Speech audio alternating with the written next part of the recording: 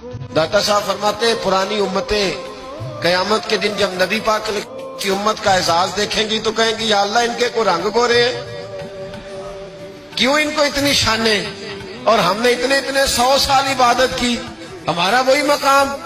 तो रब करीम फरमाएगा चलो आओ एक तजर्बा कर लेते हैं, तजर्बा कर लेते हैं। तो बंदे कहेंगे मौला कर लो। तो रब करीम फरमाएगा महबूब अलैहिस्सलाम की उम्मत के औलिया भी आएंगे, पुरानी उम्मतें भी आएंगी। तो रब करीम फरमाएगा पुरानी उम्मतों से कि ये दोज़ख जल रहा है, इसमें छलांगे लगा दो, चलो लगाओ छलांगे।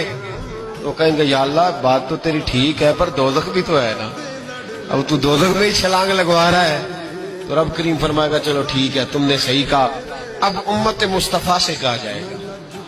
और दाता साहब कहते हैं उम्मत मुस्तफा से भी उम्मत के औलिया से, यानी दाता अली अजमेरी से, यानी गौसे पाक जिलानी से, यानी ख्वाजा अजमेर से, यानी हजरत हिंदुल वली से, यानी हजरत बाउलक नक्शबंद बुखारी से, औलिया से कहा जाएगा। रब करीम फरमाएगा मुझसे प्यार करते हो या अल्लाह करते?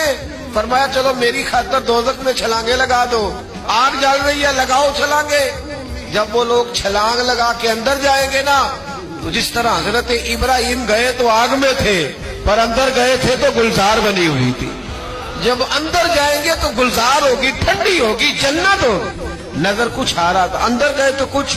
अब रब करीम उनसे पूछेगा बताओ इनका दर्जा बनता है कि नहीं बनता?